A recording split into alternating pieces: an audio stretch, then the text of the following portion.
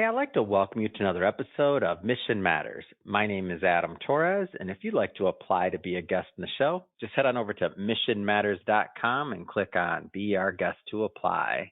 All right, so today's guest is Vincent Bradley, and he is CEO and co-founder over at Proper Wild. Vincent, welcome to the show.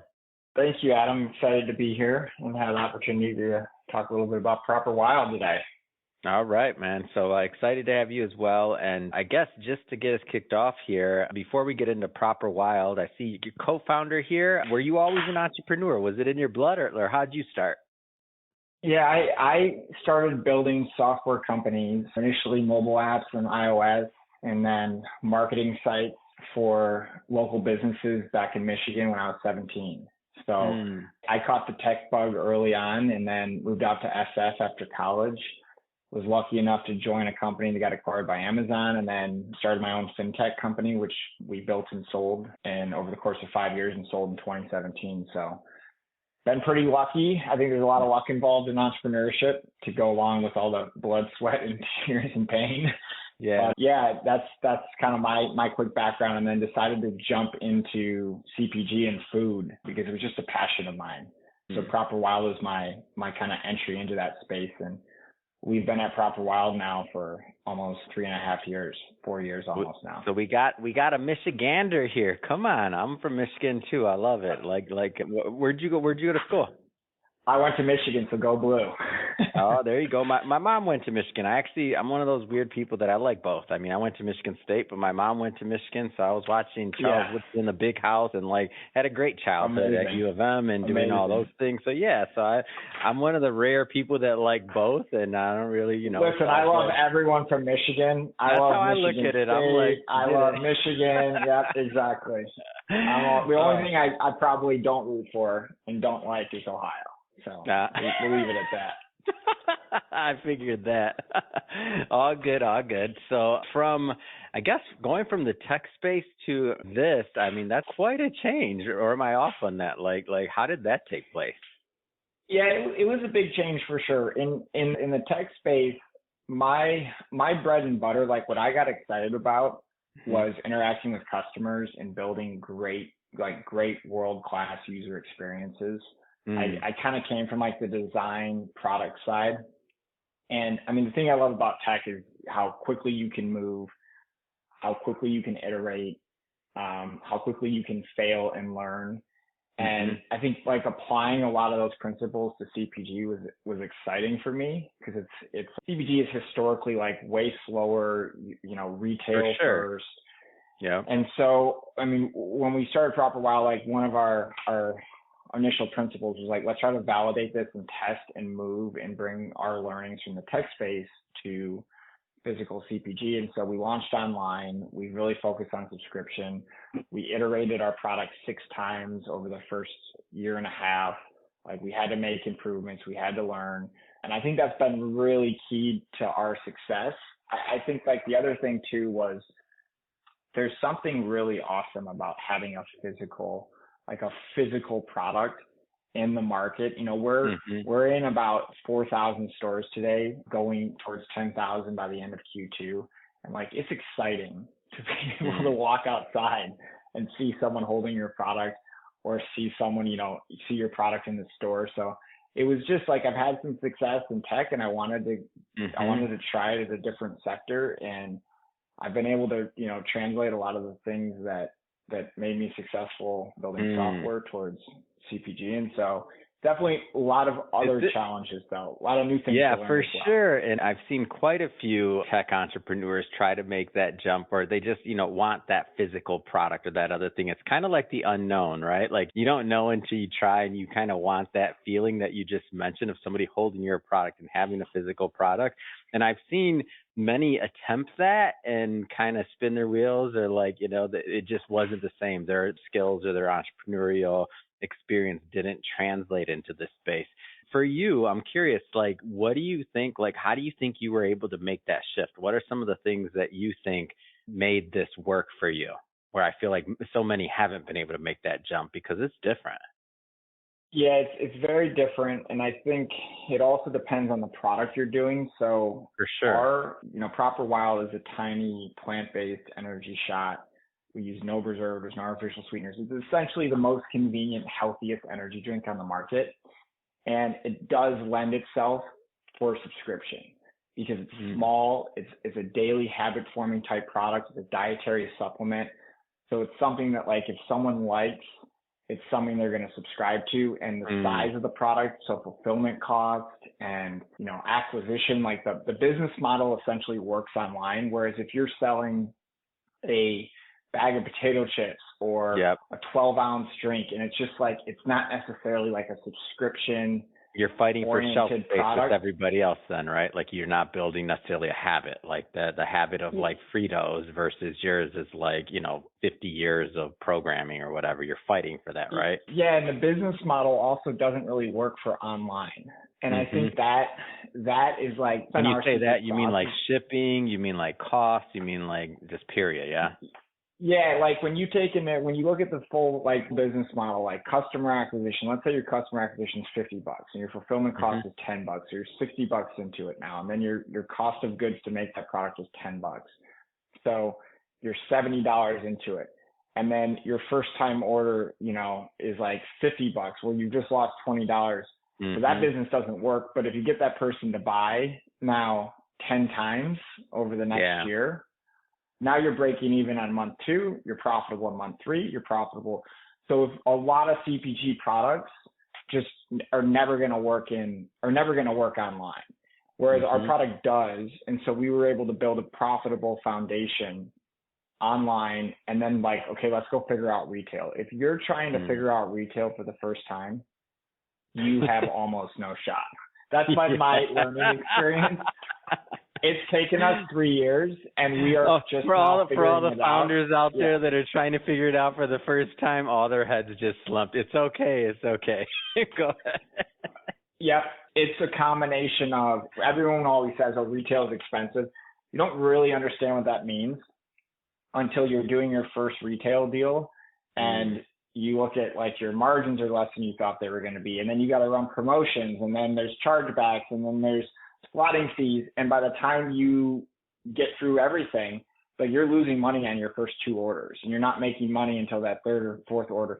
And then if your product doesn't sell on retail, you've essentially lost money. So like retail is very difficult. Also, think about it from this perspective. You walk into your average C-store or gas station or, CVS, there can be 20 to 40,000 items in that store, that SKUs. And the people that are stocking those products in the store, that work in that store, they don't care about your product. You are just another product to them. So like, it's really easy for your product to not be forward facing. It's really easy for your product to be out of stock. It's really easy for your product to be put in the wrong spot in the store.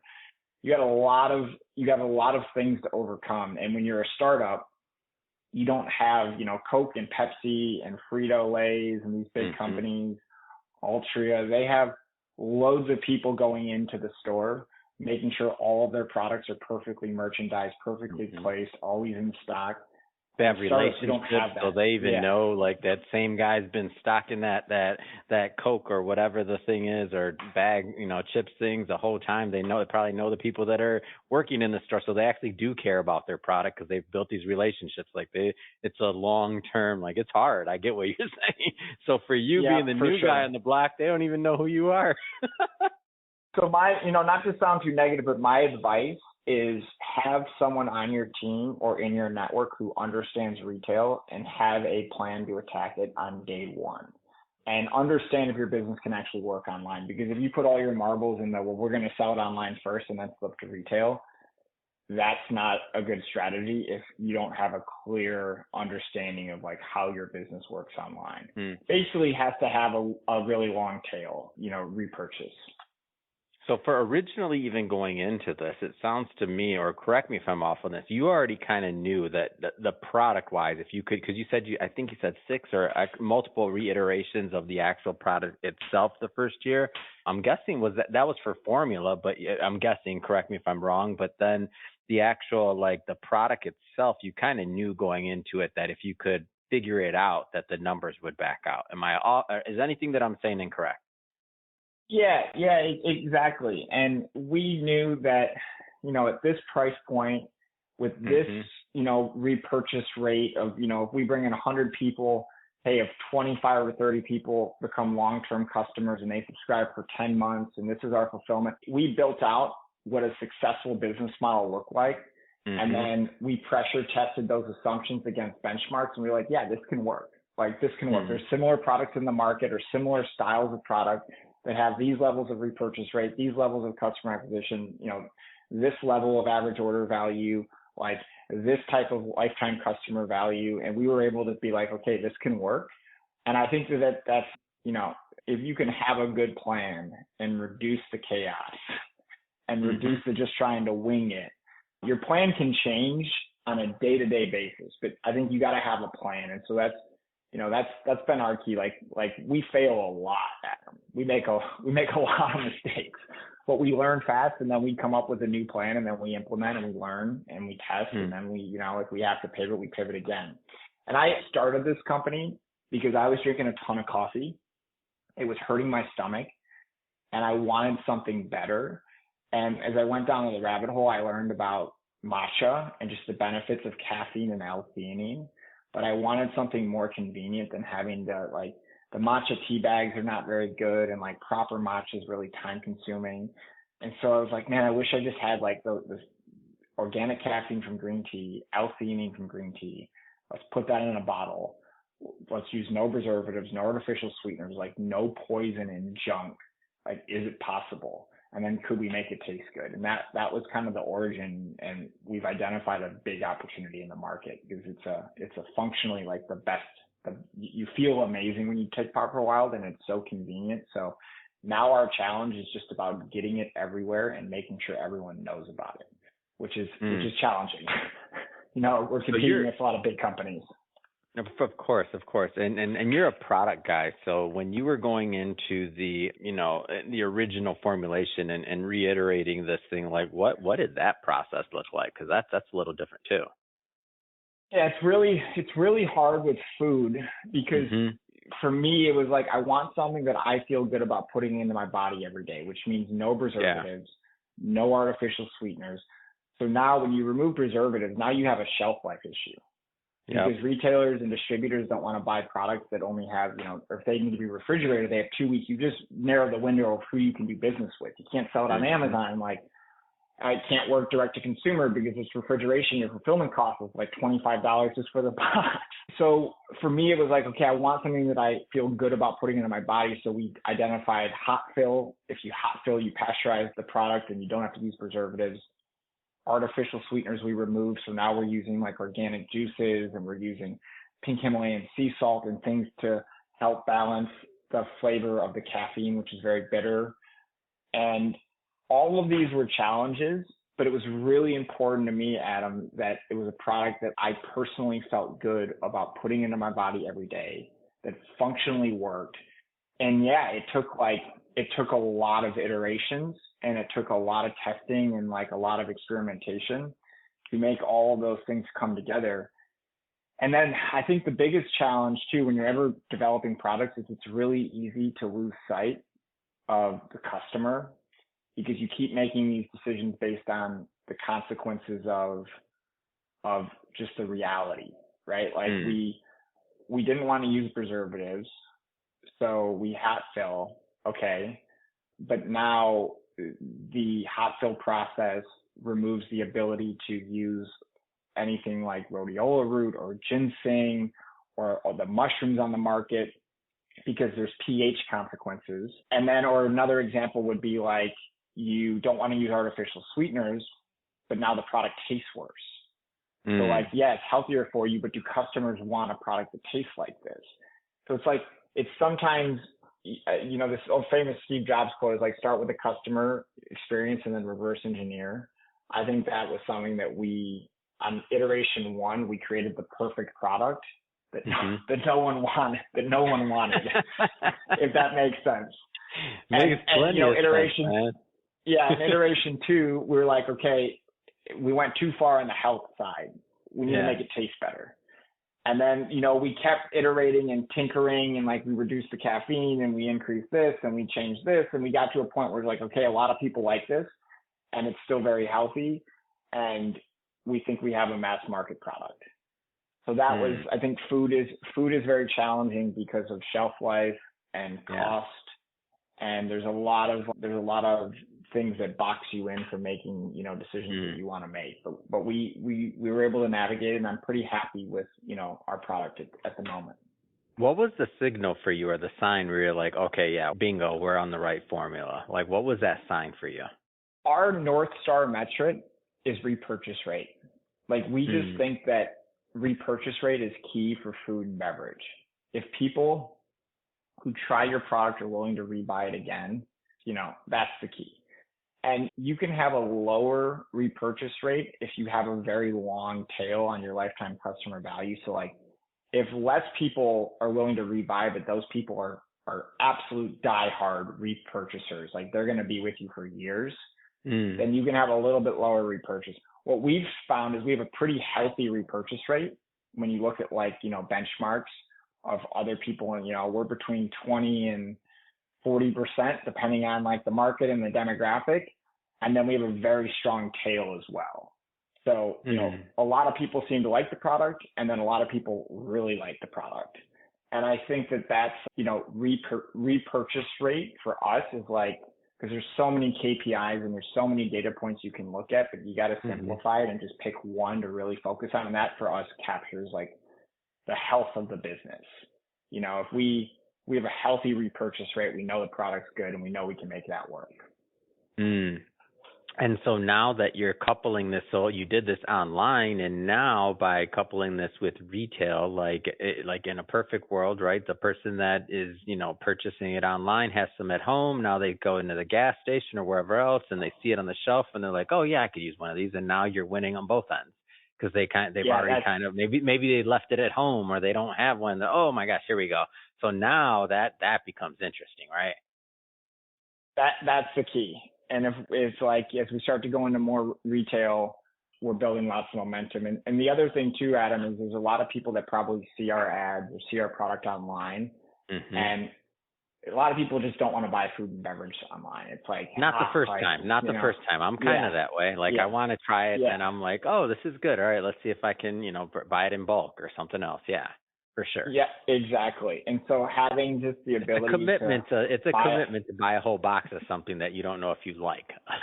Agreed. You agreed. And it's, you know, like our boxes, you know, first time promotion discount, they're still $18.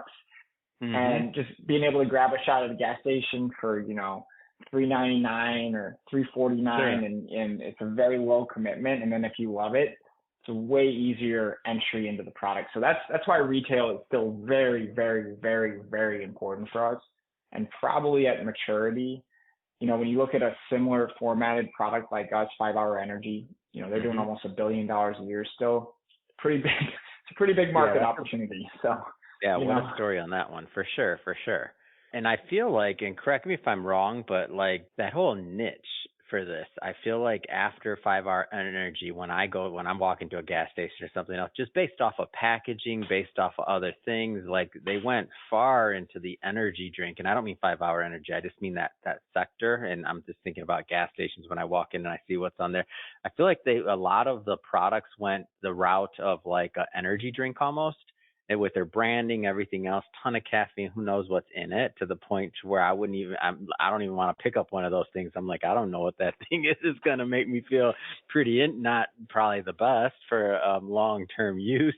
But this, when I think about your packaging, when I think what you're doing, like you're bringing some clarity to the space and some health side to the space, to where, you know, there's room on the shelf for that. Like versus the other side where there's so much energy stuff where it's just like energy, whatever, they could pump some caffeine into a bottle and sell it up, put it on the shelf, like boom, there's 50 of them. Yeah, exactly. And the thing I like to tell people is like most of those products you're talking about have an ingredient called potassium sorbate in it, which is a preservative. And it's an FDA approved preservative. It's actually generally recommended as safe, known as GRAS by the FDA. And potassium sorbate is a poison, which I always crack up at. It's an actual poison. And it's a poison that kills bacteria, and it kills fungus, and it kills everything in that drink for sometimes multiple years. But the FDA has decided, you know what? At a small enough dose, it's okay for a human being to consume it. It's, you know, it's not good for you. I think every food scientist, nutritionist, doctor would say, you know what, it's probably better not to put that into your body, but if you're it's not going to hurt you that it's much. Probably, it's probably safe. You know, it might kill some microbes in your gut, but like, I just don't subscribe to that. When I'm, you know, I tell people, when you go to Whole Foods and you see the guacamole section, turn that ingredient thing around, and if it says citric acid, put it back. Look for the guacamole that uses, you know, organic lemon juice that they just squeezed into it. Because the citric acid one, they put citric acid in there, and they probably put it in off-site, and it probably has, you know, a 6-week shelf life now. Guacamole shouldn't have a 6-week shelf life. Guacamole should have, you know, like a 12-hour shelf life. Like, grab the one that doesn't have citric acid. When you're buying eggs, like, understand what the different things mean. You know, free range means that chicken had like between 1 and 2 feet of square footage. Like, that's disgusting. Buy the pasteurized raised eggs, which is, you know, chickens have to have at least 100 square feet. Like, really understand what you're putting into your body, because it's, you know, these energy drinks, I mean, I think it's horrific. I think that most of the ingredients in them are poison. And so that's why we're excited about Proper Wild. Like, we're giving people a healthier, better option. We keep it really simple. It's not complicated. It's green tea it's caffeine from green tea and L-theanine from green tea, and then a bunch of organic and natural juices. And that's it. Yeah. Like, doesn't get any simpler than that. It's great. Well, Vincent, first off, this has been a great discussion. Now I even know how to buy my guacamole better, so thank you for that. Exactly. Stay away from citric acid, Adam. I'm in, man. I'm like, oh my gosh, now I got some more things to think about. Why do I do this show? No. So, Vincent, if somebody wants to learn more about Proper Wild, follow the journey, connect, how do they do that?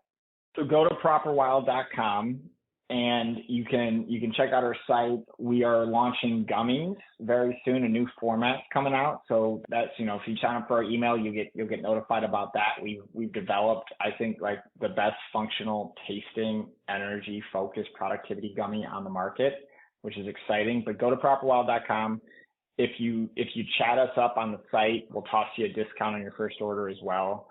And that's, you know, excited for people to try the product, and I hope everyone loves it. Amazing. And we'll put the links in the show notes so that our audience can go pick up some product. And speaking of the audience, if this is your first time with Mission Matters, this is a daily show. Each and every day we're bringing you new founders, new entrepreneurs, new executives, new insights.